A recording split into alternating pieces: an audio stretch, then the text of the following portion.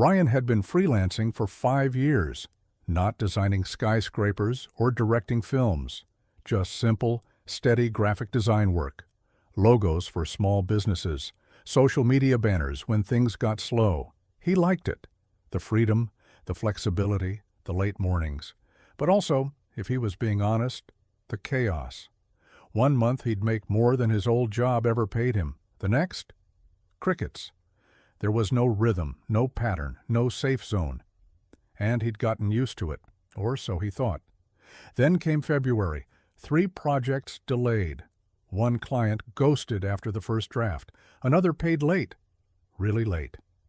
By the end of the month, he checked his account. The total was so low, he refreshed the screen. Then again. This can't be right. But it was. The month was over, and he had made nothing. He wasn't in debt, but he was dangerously close. Food, rent, subscriptions.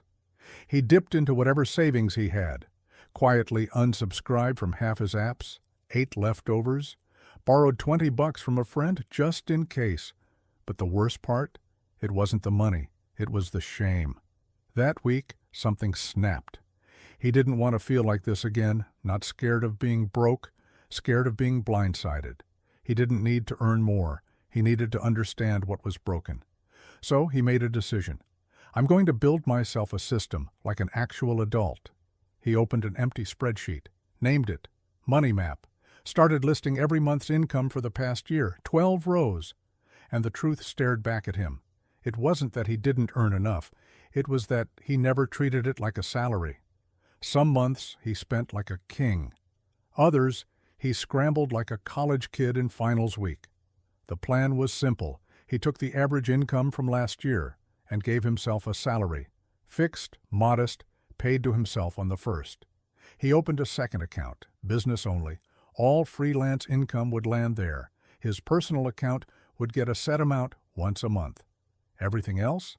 It stayed in business for taxes, emergencies, gaps. It sounded good, looked even better on paper. Until reality hit. March was great, tons of gigs, but he had to resist spending the overflow. April was slow, and that salary felt tight. May, he almost cracked. A flash sale on gear, a weekend trip invite, and a late-paying client who said, "Hey, can I pay you next month instead?"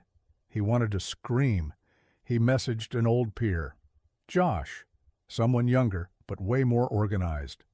"Dude, how do you do this without losing your mind?" Josh replied in one line, "Discipline is more than dopamine." Then they got on a call. Josh walked him through his system, invoicing templates, payment reminders, a 3-month emergency buffer, how he lived 2 months behind his income, not ahead. It was simple, but effective. Ryan didn't feel judged. He felt seen. And something clicked. Not overnight, but week by week. He started tracking delayed payments, used past month's extra income to build a slow month fund, created a visual tracker just for client lag time. 3 months in, it still wasn't perfect. But it was no longer unpredictable. He didn't dread the end of the month. He didn't fear looking at his balance. He started trusting his system. Ryan didn't land a big client. He didn't go viral. He didn't suddenly become a budgeting guru. He just stopped winging it and started running it, because freelancing doesn't have to mean financial chaos. It just means you build the structure yourself. And sometimes the smartest move is asking for help, even from someone younger. Ryan didn't need to earn more. He needed a system. If that hit home, subscribe. We're building stable money stories, one reset at a time.